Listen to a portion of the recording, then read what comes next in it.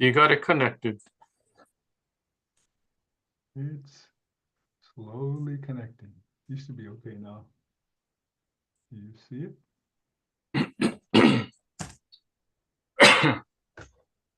There you go. You're streaming. Are we on? Yep, you can see the stream. Okay. All right. Welcome, everybody. Not sure if you voted or not, but I don't want to talk about that. We're talking about something else. Uh, let's talk about building safety. Lance Luke, Martin Pea here, part of Ask the Building Expert webinar series. We're continuing our conversation about the subject. Very important. Thanks for joining us. Those are of you who are on our Zoom platform. I see a bunch of names that you guys are religiously following us, which is a good thing. We appreciate that. And then as well as people tuning in on our various social media accounts, such as Facebook, LinkedIn, and YouTube. I don't know what else, but we're sharing the information, and this is a pretty important topic on building safety. So let me breeze through these couple of slides before we get started here. Oh, by the way, the top photo is me and Jack Canfield. We just recently published a book along with maybe 23 other business owners. So if you want a copy, a PDF, let me know and we'll email it to you.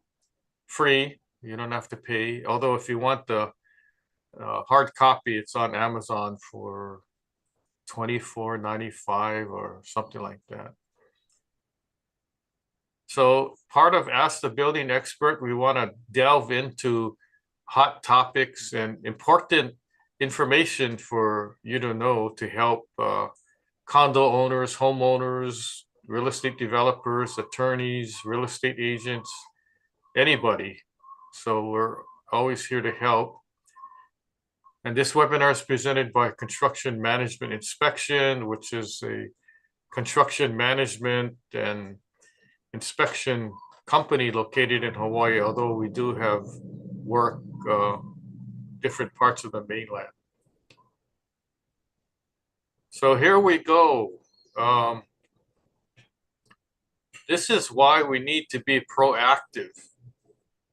We need to pay attention to fixing our buildings when they need to be fixed, inspecting as many times as we need to prevent these kind of problems, such as railing wall collapsing at a Waikiki hotel. And then I got a picture of the Florida building collapse. And I'm pretty sure that if the building had their various components fixed up, they wouldn't have such a collapse like this. So I don't have the hard evidence, but I'm pretty sure once the report's issued, it's going to be discovered that they had a lot of concrete failures, concrete spalling, corroded rebar, and things like that to cause a collapse. A building doesn't just fall apart and fall down on its own. So that's part of the takeaway today.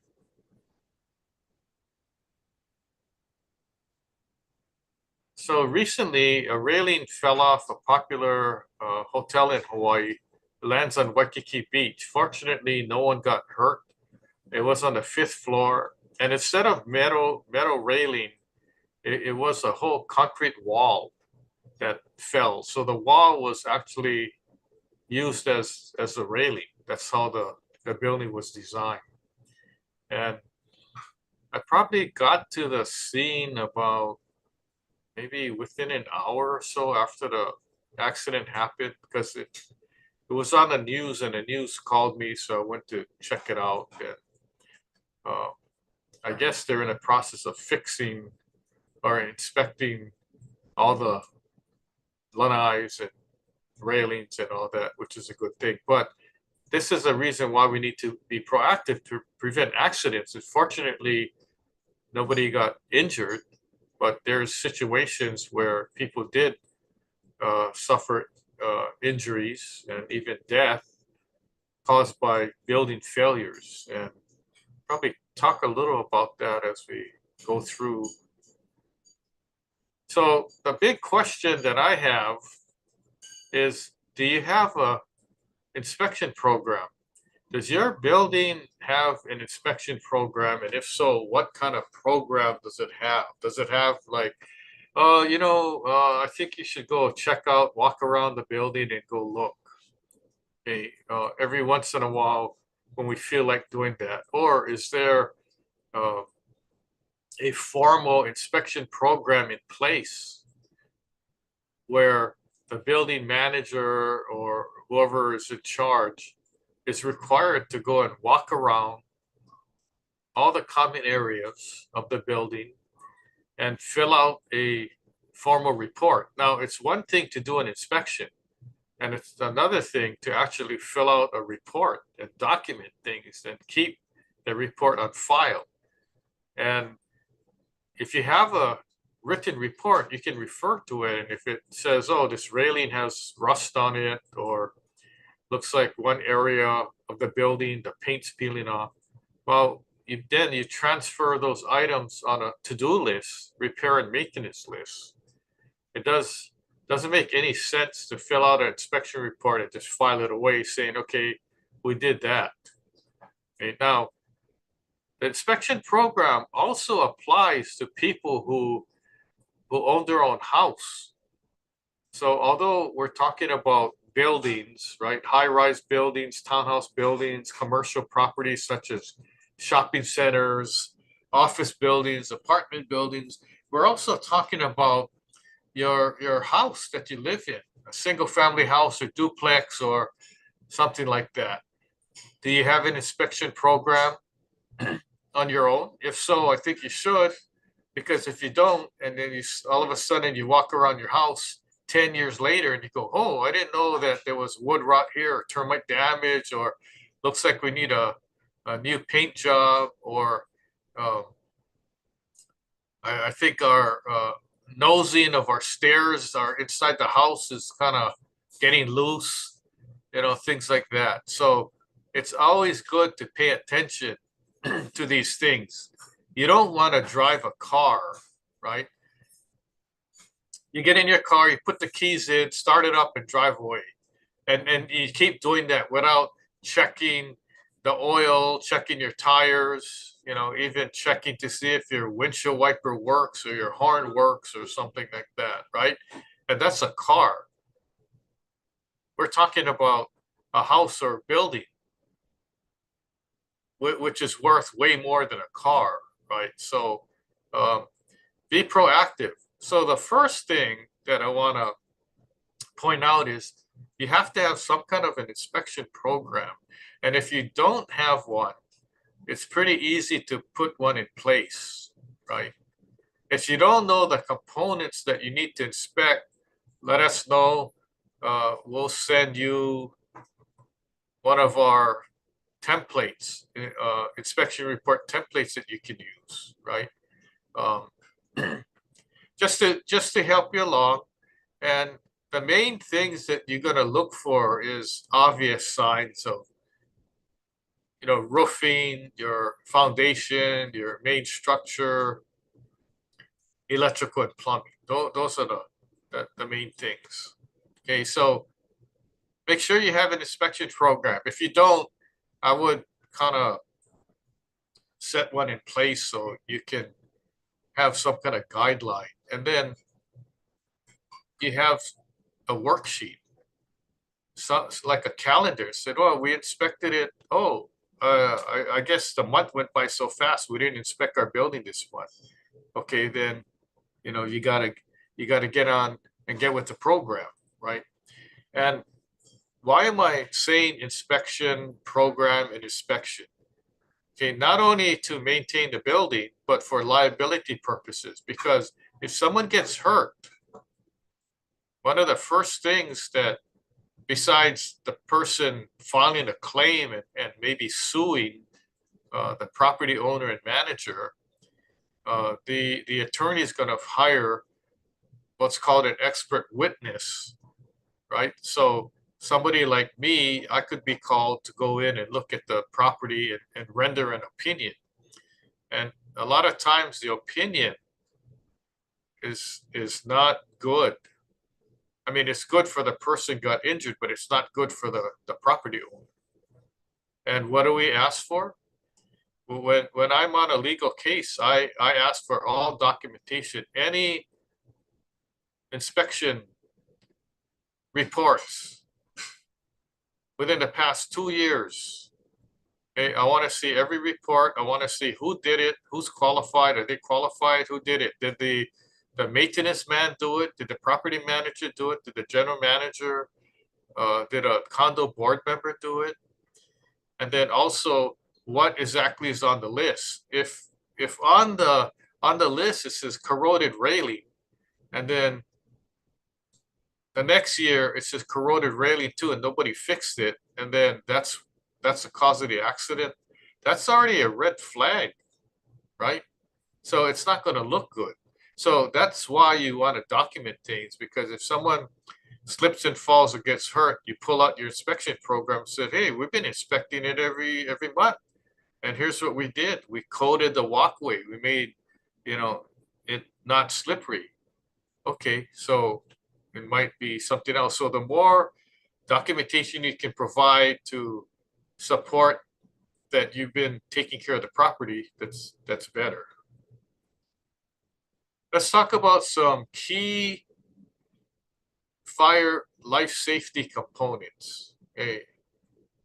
And this applies to your own house too. If you live in a single family house or duplex, a townhouse, high-rise condominium, or you work in an office building or warehouse, fire alarms, smoke alarms, make sure they're tested and make sure they work. Smoke detectors, if your building has fire sprinklers, fire extinguishers, make sure they're tested and they work. You can always look at the label. They should have a label that has the date when it was last tested. So if you look at the label and you see a date, February 2020, that might be not so good, right? They might be behind. Or maybe they did have an inspection done in 2023 or 2024, but they missed putting the tag on. And then emergency lighting signage. Why is that important? Well, in case of a fire or there's a power outage and you got your enclosed hallways, it's dark, you can't see, right? So if there's a fire or something happened and you need to escape, you got to know, where the escape route is. Where's the emergency stairway if it's pitch black? How do you know, right? Where to go? Is it like on what side of the building is it on? Is it on both sides of the building? How do we get to it, right? So the signage is important. Even in a power outage, the signage for emergency exits should still be on, still be lit. Either a backup battery or maybe an emergency generator, things like that. So there's a lot of different fire life safety components in a building. In a house, you have your maybe smoke alarm, and hopefully you have a fire extinguisher. Houses on the mainland that are being built brand new, they have a whole fire sprinkler system in the house. Okay, so it all depends. If you do not have a fire sprinkler system in your house, and most homes don't have one, at least have a fire extinguisher somewhere in your house that you can use to put out a fire. Okay, and then also have your evacuation plan and all that. So we're talking about building safety. Be safe. Okay, what else do we have? Some more life safety components that they're not fire, but they're life safety. Concrete spalling, which is cracks in the concrete so bad that pieces of concrete can start falling off a building or falling off the foundation of your house. Loose or corroded railing, that's very important. Leaky roofs. Why is a leaky roof a safety concern? Well, you got water leaking from the roof now into the building or into your house, and it could damage a lot of components in the house. And then also leaking drain pipes. Can you imagine living in a high-rise building? You're on the 23rd floor, and all of a sudden you see sewage water dripping from your ceiling, and you're going, "Oh, this is not good." You call the manager, and the manager says, "Oh yeah, we know about it. We just got a report of somebody on the 15th floor where water's dripping down." So then you figure, "Whoa, must be a big leak for it to drip down 20 floors, right?" So if you look at this picture, you have a metal railing, and this is a guardrail. And if you look at the top, it looks pretty much intact, right? But then you look at the bottom where it meets the concrete, all that black area, that black stuff, that's actually rust, corrosion. So the metal of the post, the metal pipe for the railing had rusted out. And over time, it just got painted over and over again. And that's why you see these big chunks of missing paint. You know, that's partly corrosion and partly paint. And what happened is that pipe that's embedded in the concrete, okay, there's a little concrete curb.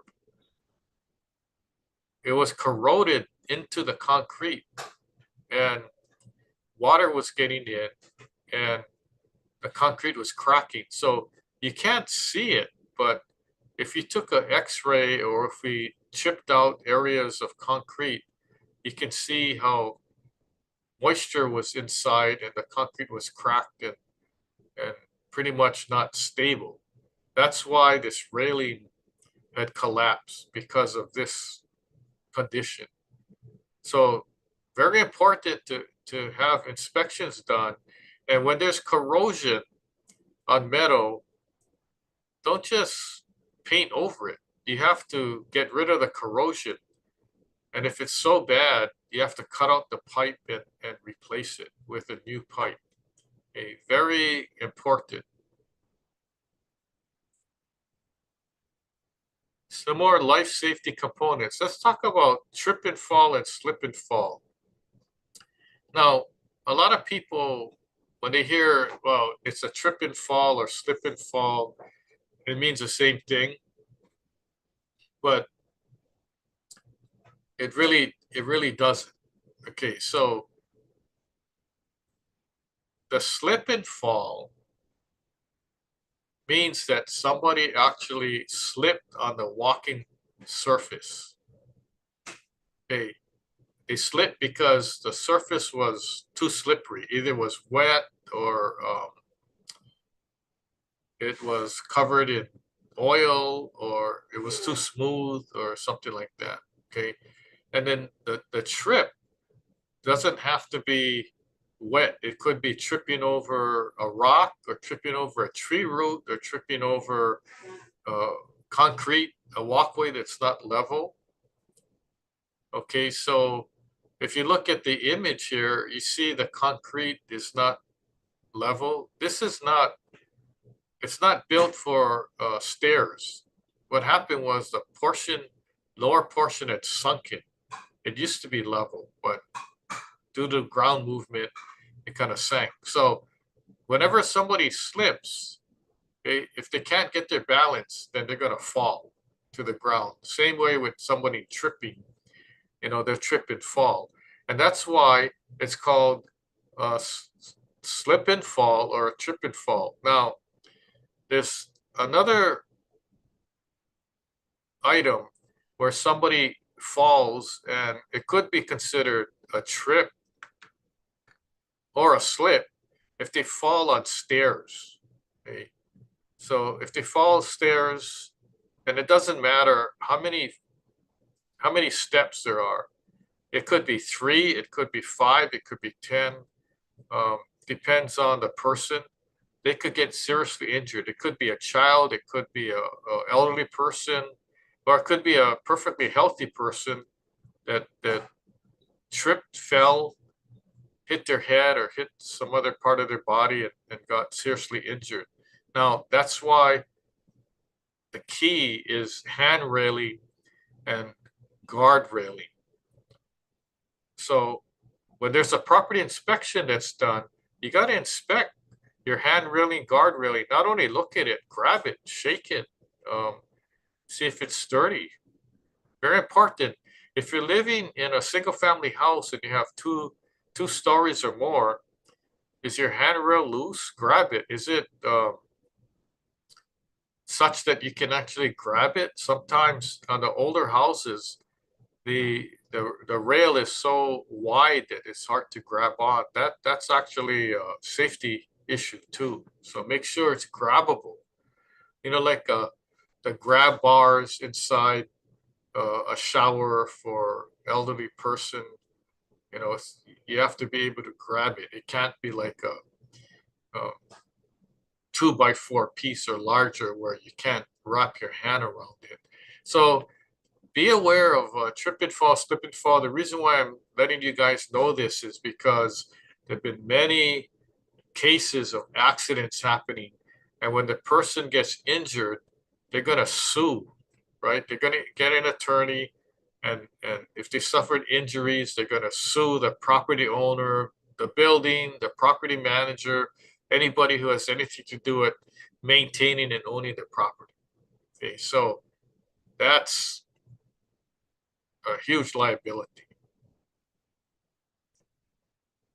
Some other factors to be aware of is unsafe windows. You got like jalousie glass in the old style where there's metal clips, and over time the hardware doesn't work. The handle doesn't work, so you got to grab the glass to close the window, and then the clips that hold the glass slats come loose. They get worn out over time. They get bigger, and now you got these pieces of glass falling out. And there's high-rise buildings where glass just falls out and lands on the parking deck below.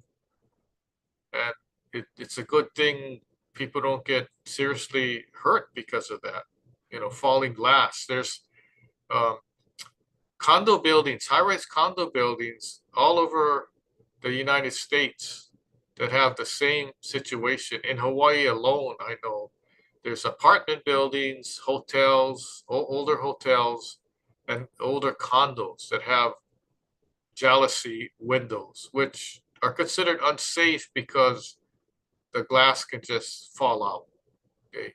And the glass isn't safety glass. It's not tempered, so when it cracks, it leaves these sharp pieces. Okay. Also, another thing is outdated electrical system or electrical system that's old. Okay, so when I use the term outdated, what does that really mean? That means it's old and it's time for at least somebody, some professional to conduct an inspection, right?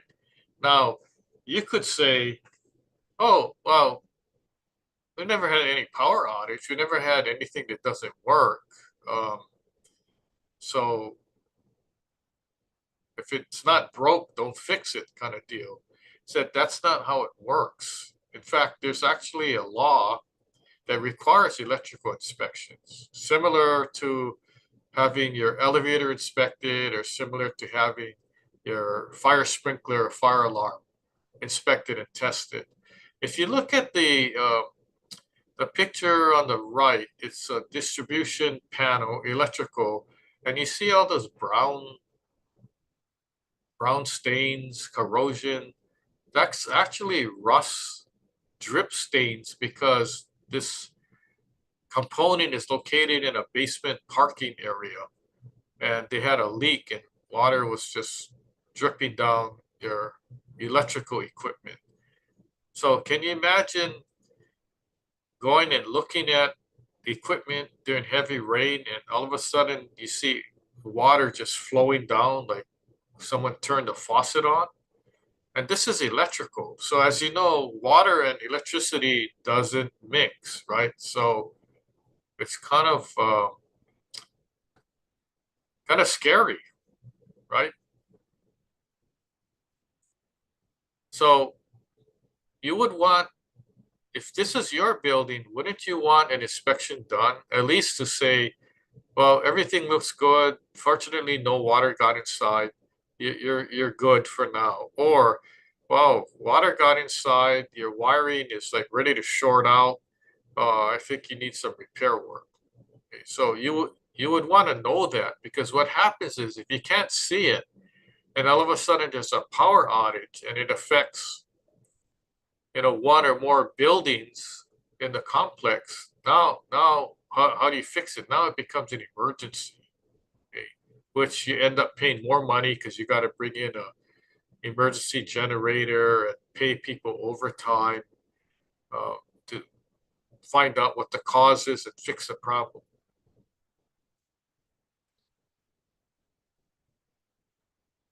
So when we talk about property inspections, right, we want to make sure that we have inspections done, right, and you have a program. Okay, I mentioned it before, and you want to have an inspection program. You want to set dates of when you're going to inspect it. In fact, an entire complex, you might have a series of inspection programs, right, and certain components. This component, this list of components you inspect every 6 months. Here's another list you inspect every month. Now we want someone to walk through every day or every week, right? So you have different types of inspections. Also, you want to have your program where you have a report, a written report that's done, not somebody walking around and, oh yeah, I inspected it, okay? And then here's the thing, whoever's going to do inspections, right, and fill out a written report, make sure to take photos. So you want photos showing what was inspected. You want photos, specific photos showing what things need to be repaired, what things were on the list, okay? And you attach the photos to the report. That's not hard. So when I do an inspection, I may have 10 photos, I may have 500 photos, depends on what components I'm inspecting. And that becomes a whole report. It doesn't matter if you have 3-ring binders of inspection reports with photos, right? And then the photos are good because if there's things that need to be repaired, you have the photos already. Oh yeah, we notice concrete cracks here and there. You hire a contractor to fix it. You send them the photos, or you go and do a walkthrough with them and say, okay, here's the photos of things that need to be done. Okay, so it doesn't hurt to do complete documentation. So many times I go to a building and they say they have an inspection program, and they do, but it's haphazard. It's whenever they feel like it. Okay. And then I say, well, do you have like a way to report it? Yeah, we have these handwritten sheets. Okay, well, do you have any photos? Oh, no, not really. Okay, so we want to get everybody up to the same page. We want to raise the level of performance here with the inspection program, with a written report, with photos, so you can transfer what things need to be done. If it's HVAC, if it's electrical, and you need to hire a contractor, okay, then you have the list for the contractor. Okay, when they come, they may have their own list, but at least you started it. How about repair and maintenance program? So we talked about an inspection program, right? Inspection reports. After that, now there's a repair and maintenance program. So a lot of you have in-house, right? You have your in-house staff. If you don't, then you contract with a third-party vendor, licensed contractors, right, to do different things. So you make sure that you have both an inspection program and a repair and maintenance program. And a lot of times when I go and talk to homeowners and I tell them about inspection program, they don't have any. Repair and maintenance program, yes, we have one. Oh, so can you tell me about it? Oh yeah, when something doesn't work, then we have it fixed. Okay, but don't you want to get a little ahead of the game and maybe try to fix something before it breaks, if you're aware, right? So make sure your buildings have a repair and maintenance program, and it's solid. It's in writing. It's in a three-ring binder. If the building owner, property manager, or a condo board member wants to see it, you whip it out and say, "Here's the binder. You know, we're all up to date," and that's a pretty good feeling to have that done. Now, the reason I know that this isn't done is when I go around inspecting buildings and I see problems, I know already they don't have a solid repair and maintenance program, or if they do, they're not getting stuff fixed. Okay, so you want to have the repair and maintenance and inspection program all together, all solid, documentation, safekeeping in three-ring binders. So if there's an accident, you pull it out and it shows that you did your job. The worst thing that can happen is, oh, we didn't inspect it and we didn't maintain it. That's a huge liability.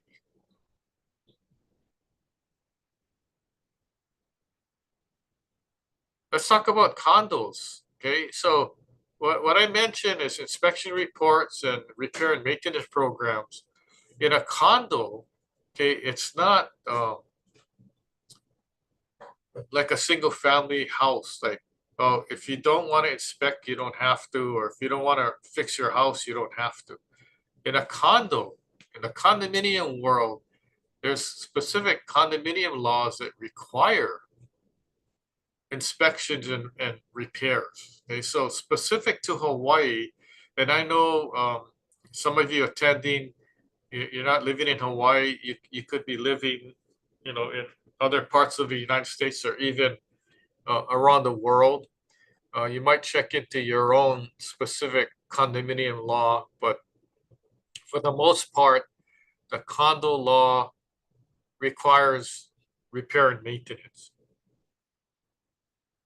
Now, in Hawaii, there's called governing documents, condominium governing documents, or condominium documentation and declaration bylaws and other such documents where it's required of the board, the condo board, to maintain the property. It's not if they feel like it, and it's not if there's no money, they don't have to do it. Okay, there's no provision in the condo law that says if the board, the association does not have any money, the board does not have to fix anything. It's the opposite. Okay, the board's required. The board members have a duty. If there's no money, they have to get the money. And how do they get it? They're going to have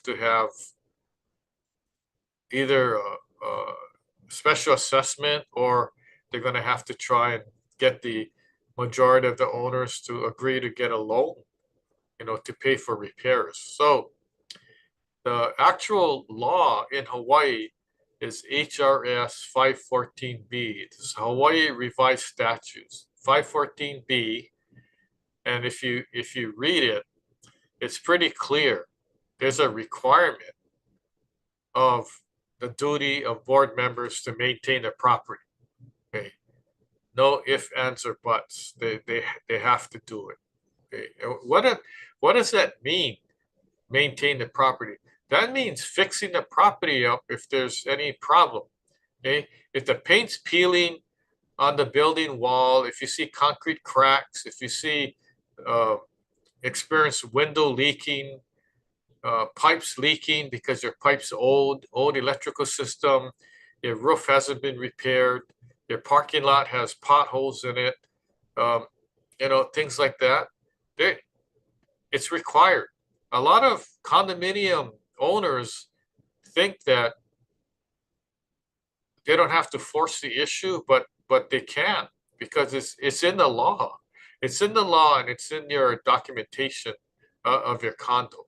Okay, no matter how old the condo is, it still has to be compliant with the current condominium law. Okay, there's no grandfathering in not maintaining or repairing your building. Okay, that's if there's one thing that you take away if you live in a condo from this webinar is get get on your board to get your building fixed up. Okay, there's no excuse. Okay, in addition to your condo law and your governing documents, there's also what's called the building code. So there's building code requirements, and there's various building codes. It's not only one code, but the term building code actually incorporates all these other codes. So IBC, International Building Code, IPC, International Plumbing Code. There's a fire code, residential code, electrical code. There's all these codes, right? And then there's also the federal HUD, Housing and Urban Development Minimum Standards. And in addition to that, there's also state and federal law, as well as city and county laws. So there's a lot of requirements, believe it or not.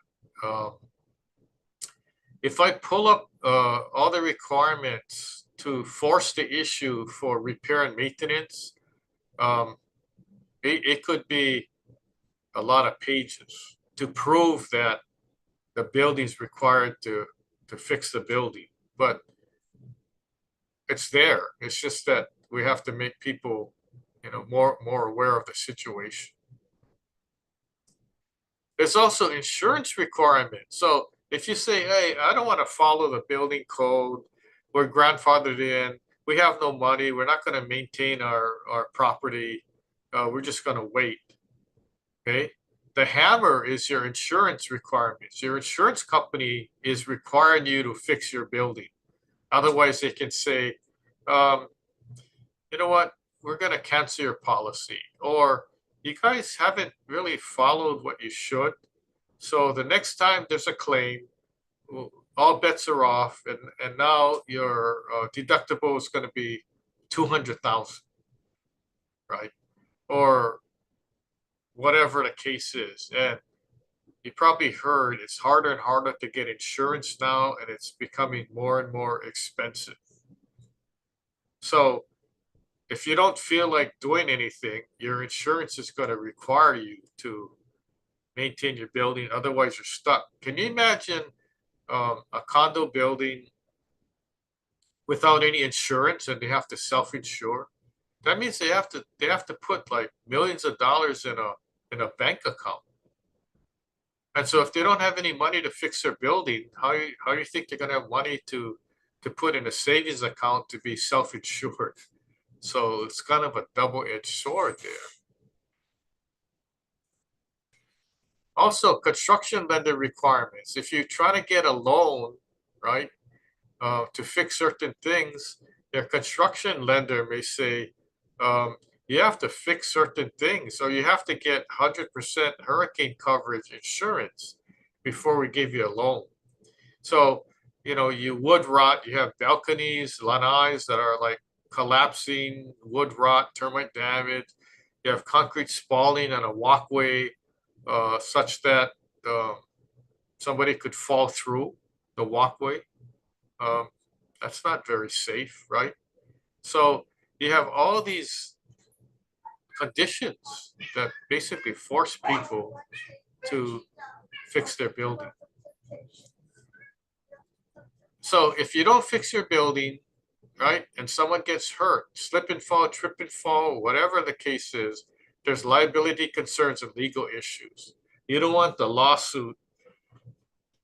Somebody is nice, hey, how you doing? Oh, okay. The next thing you know, oh, here you go, and they're giving you a piece of paper, and the guy says, oh, I'm the sheriff. You've been served. You got to go to court now. that's no fun. Why do I say no fun in the courtroom? Because I've been in the courtroom. I haven't been sued, but I serve as an expert witness. And the no fun part is there's always going to be someone who lost, and it may not be one party, maybe both parties lose. Okay? And it's because of lack of maintenance. Somebody didn't fix something and somebody got hurt, and now they're suing. And do you think there's a shortage of attorneys that would represent someone that got injured? No, they're on TV, radio, right? You can find them. And all they got to do is prove that the building owner was negligent. And that's what contributed to the accident. Okay. So just be aware of that liability. Building expert recommendations. I have 3 things, very easy. Doesn't matter if you're in a condo unit, you're a property manager managing a condo building, you're in a hotel, warehouse, you're in a single family house. 3 things, very easy. Inspect it, fix it, then maintain it after it's fixed. That's the requirement. It's easy, right? It's easy for me to say these things, these 3 things, but in reality, it's not that easy to do. It's hard. It's easy to inspect. It might be easy to fix if it's small, but if it's a big thing that requires millions of dollars, might not be so easy. And then after it's fixed and maintain it, well, then you go into the repair and maintenance cycle. So that's the end. I breezed through it right away. So what's coming up for future webinars? We have the next webinar. I'll be talking about repairing or rebuilding your home after a wildfire. And I did put together that by request for the people of Lahaina, but also other parts of the United States where they're rebuilding. And it could also apply to rebuilding after a flood or tornado or hurricane. And then in December, we have home safety for the holidays. I talk about electrical, lighting your Christmas tree, things like that. Visit our website, askbuildingexpert.now.site. We also have a whole bunch of expert websites for almost every single topic: contractor licensing, asphalt, fire, life safety, roofing. I mean, it's all free. Go to our website, check out our expert websites. We have blogs here. You can read our blogs. We have previous webinars that we've given on so many different topics. I even went a little off topic on some webinars talking about ancient buildings in Italy, Sagrada Familia, the church in Barcelona, talked about the Grenfell Tower in London that caught on fire, Millennium Tower in San Francisco. So, I mean, there's a whole bunch. I lost count how many webinars I've given, and then books. I was talking to Martin this morning, and the last count, I actually wrote and published 34 books to date, which is kind of a lot. They're all available on Amazon, but here's a tip. You want to get it free, go to our website. You can download it free. I'm not sure how much more time it's going to be available for free. So you may want to download as many as you can and just save it. So when we stop giving it away free, at least you have your free copy. And we go to the Q&A part. You got questions, we got answers. So my phone number and emails on the screen, and you can contact me anytime. If you have any questions later, you can also go on our website, email me directly or call, or just post it on the various social media platforms that we're restreaming. Also, if you're on our Zoom platform, you can use our Q&A or chat feature. So I'd like to turn it over to Martin now and see if we have any questions from our esteemed audience. Yes, well, you've done such a great job on your latest BS webinar, but we do have some questions here.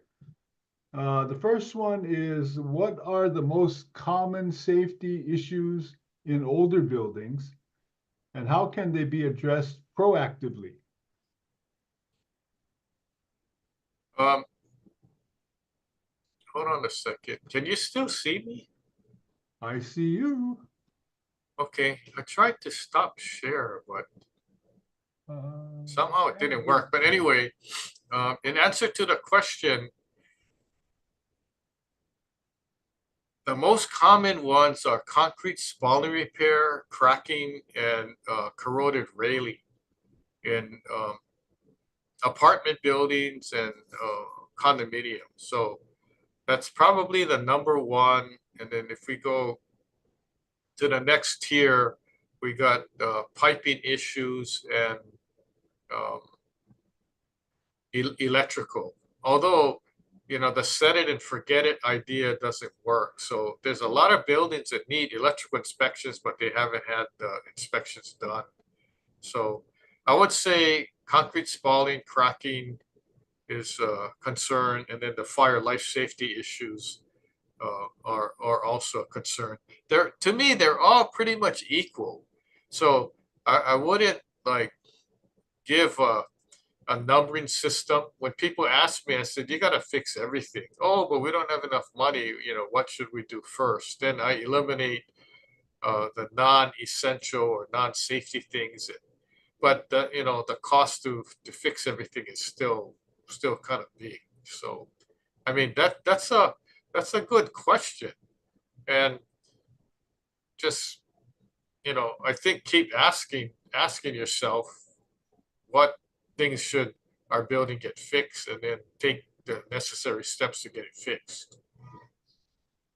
Okay, thanks, Lance. The next question that came in here is, how often should property inspections be conducted to ensure all safety components, like fire alarms and sprinklers, are functioning properly? Well, you want to hear this? My answer is once a month. So once a month, the resident manager, site manager should walk around the entire building, right? If it's a 40-story high-rise building, you walk around all the common areas of the building. Here's what I do. I go to the top floor, like you have two stairways, right, on one tower, and walk down each floor. And that way I know I basically inspected every square inch. The other thing is all these closets, storage areas and all that, you want to inspect those too, right? So I normally, when I get hired to do an inspection, I either tell the manager, you got to be there, or give me your head maintenance guy, someone who has the keys to every single closet or storage room, and I make them open it up. And they don't want to sometimes. And I got pictures of paint cans stored in an electrical room, all kinds of stuff. Christmas decorations and stuff stored, you know, right near electrical outlet that doesn't even have a cover. I mean, so all those things are written up. But that's why I say monthly. If you do it every month, you can pretty much catch up on your list. And that's okay if the same item is on the list over and over again. That, to me, that's a red flag. And I usually tell the boards, if the same item is on the list, don't you think you should do something about it? Right? Oh, we don't have money. Okay, well, then you gotta somehow figure out how you're gonna fix the problem. Because if you have a fire or someone gets hurt, it's on you, because you were aware of the problem for the past 2 years and never did anything about it. So I said, if you don't believe me, talk to your insurance person and see what kind of opinion you get, or ask your attorney. I normally do that. I say, if you don't believe what I'm telling you, you talk to your own attorney or your insurance person and see what they say. And I guarantee the insurance person is gonna say you gotta get it fixed. The attorney is gonna say you gotta get it fixed, right? So anyway, yeah, that's the answer to that. Oh, okay. Well, that's a good answer as usual. The last one that I've found here is, what are the legal implications if a building is found non-compliant with current safety codes and regulations? Okay, your volume is kind of soft, so can you repeat the question? Sure, sure. Is what are the legal implications if a building is found non-compliant with current safety codes and regulations? Okay, thanks. Let's talk about city and county. So the building department, DPP, if something is not in compliance with the building code, they could issue a citation, right? It's called an NOV, notice of violation, and they could force the building to get the problem fixed. Okay, that's the city. If it's a state or federal function, same thing. That state or federal entity could require remedial action, remedial work to be taken to fix the problem. So there's legal ramifications too if someone gets hurt. So for instance, okay, the code requires a hand railing. If your hand railing is there but it's loose, does it meet the code? The answer is no, it doesn't. It meets the code to the effect that the hand railing is there, but it doesn't meet the code where the hand railing is loose, right? The code says that the hand railing has to be solid. Okay, so that's a violation already, right? So if somebody got hurt, they fell because the hand railing was loose, right? And the person sued, right? All the attorney would need to do is have the expert testify that this isn't, this condition is not in compliant with the building code, right? And the argument might say, oh, but we're grandfathered in. You know, in the building was built in 1960, so in 1960 it didn't have the current code requirement, right? And then it's up to the expert to say, well, back then there was still a requirement, or it doesn't apply, right? So even if it was grandfathered in, but the person still got hurt because of the loose railing, common sense would dictate that, hey, you can't have a loose railing where people can get hurt, right? So, and the other thing too is if the person that got hurt is elderly, an elderly person has slower motor skills than, you know, a person that is not of elderly age, right? So, I mean, all those factors take into consideration. So, the bottom line in the message I'm trying to preach is that you got to maintain your buildings, right? If you look around and there's any condition where someone could possibly have an accident or get injured, then you're wrong already. You need to take steps to fix it. Now, if you don't know, then that's another thing. But the question would be, should you have known about this by hiring a professional inspector to check your building, right? If you did hire a professional, then you would have known if this condition was brought up. So it gets kind of technical, but the bottom line is either you maintain your property or there's a failure to maintain. Okay. So did that answer the question sufficiently?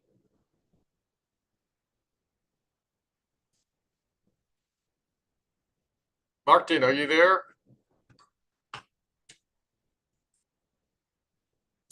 Maybe Martin lost power or something. So hold on here. I'm not No, sure. no, Lance, I lost voice. Oh, so I was muted. Sorry about that. Yeah, but that's the last of the questions that have come in. But I did have one on what you discussed about your inspection, kind of like checklist, and your repair and maintenance guides or checklist. Do you have that for the residential community, for homeowners like us to kind of do our own? yeah, well, our inspection report is based on um, a commercial building, like a condominium building, but you could use the same form and Okay. apply it to your single family house, or I could make a separate one for single family owners. In fact, maybe I'll add that to the list and make it available. Oh, You that think sounds that would good. help? I think that would help. The other thing is even, you mentioned about a repair and maintenance program. Is there a guide or a checklist or something for repair and maintenance kind of follow-ups? Well, Like, interesting you brought that up because I was thinking about that. What when you buy a house, like um, normally you buy a house, a used house or a new one. Today, if you buy a new house, it comes in a manual. But before, they never got you a owner's manual that said what to do. Like when you buy a car, when you buy a computer or something, there's an owner's manual that, like, I buy a car, there's this thick owner's manual that has like every single thing about how to operate the radio and your side mirrors and all that.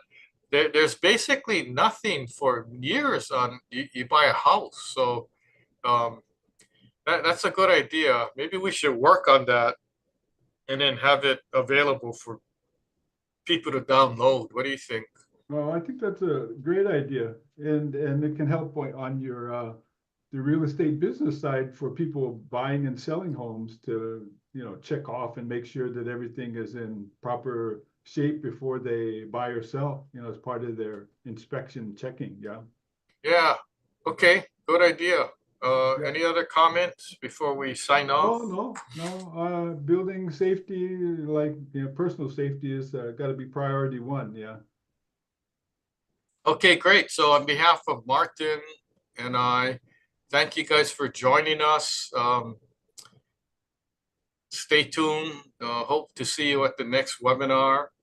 And I don't know what happened to my screen. I lost all my Zoom credentials. So Martin, I can't stop the record or whatever. So No problem. you'd have I'll to do handle it. it. I'll handle it. Okay, signing off. Thank you. Mahalo. Bye. Aloha.